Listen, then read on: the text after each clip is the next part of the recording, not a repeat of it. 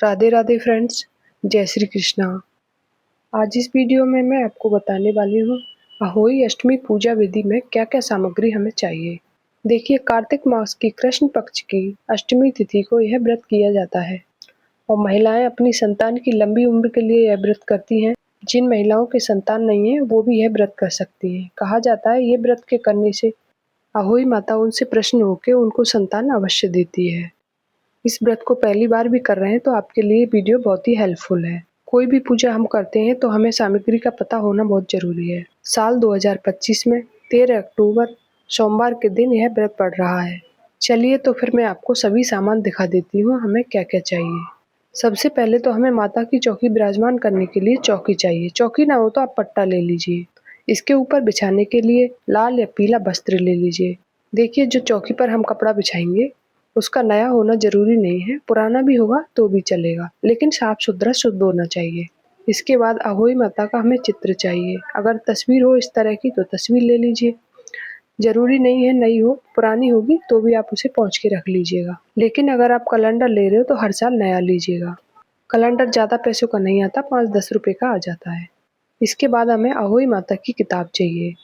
ये देखिए, मेरे पास करवा चौथ की है। इसमें अहोई माता की भी है, दीपावली की भी है। इस तरह की भी आप ले सकते हो। अगर आप कैलेंडर ले रहे हो तो कैलेंडर में नीचे रहती है तो आप देख लीजिएगा। अहोई माता के व्रत में कथा जरूर सुननी चाहिए या फिर पढ़नी चाहिए, तभी व्रत का पूरा फल मिलता है। इसके बाद अहोई माता को लाल रंग की हम चुंदरी चढ़ाएंगे, तो ये चुंदरी ले लीजिएगा। इसके बाद पूजा के बेसिक सामान ले लेंगे जो हर पूजा में जरूरी होता है। तो यहाँ पर मेरे पास रोली है और पीला चंदन है। तो इस तरह से आप छोटी छोटी कटोरियों में आप रख सकते हो।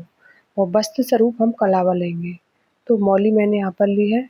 इसके बाद घी का दीपक ले लेंगे और साथ में मैंने यहाँ पर धूप ली है और जलाने के लिए माचिस ले लीजिएगा। इधर उधर ढूंढनी नहीं पड़ती अगर हम एक साथ सामान रख लेते हैं तो। एक कटोरी में चावल ले लेंगे। चावल टूटे नहीं होने चाहिए, ध्यान रखना। और एक कटोरी में हमने गेहूँ लिए हैं। अच्छा, मैं आपको बताना भूल गई, गेहूँ थोड़े ज़्यादा ले लीजिएगा क्योंकि हमें 2 हड़ में भरने हैं। इसके बाद हम भोग स्वरूप बतासे ले लेंगे। बतासे ना हो तो आप मिश्री ले लीजिएगा।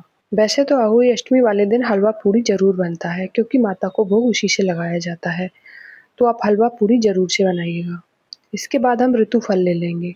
आपके पास अगर हरे रंग के फल हैं तो बहुत ही अच्छा है। तो देखिए, मैंने यहाँ पे खीरा रखा है, साथ में हरे रंग के सिंघाड़े लिए हैं क्योंकि हरे रंग के समृद्धि का प्रतीक माने जाते हैं।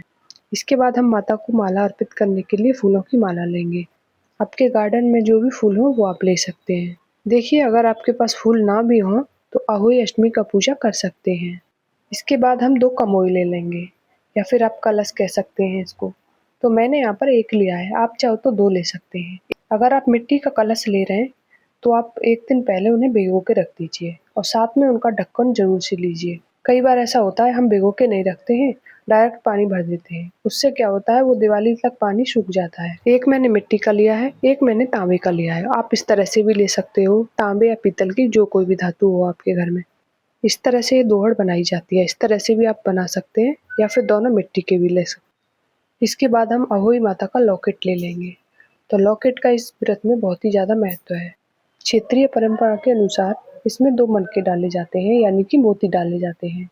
एक बच्चे के 2 मोती डाले जाते हैं, कहीं कहीं तो हर बार डाले जाते हैं।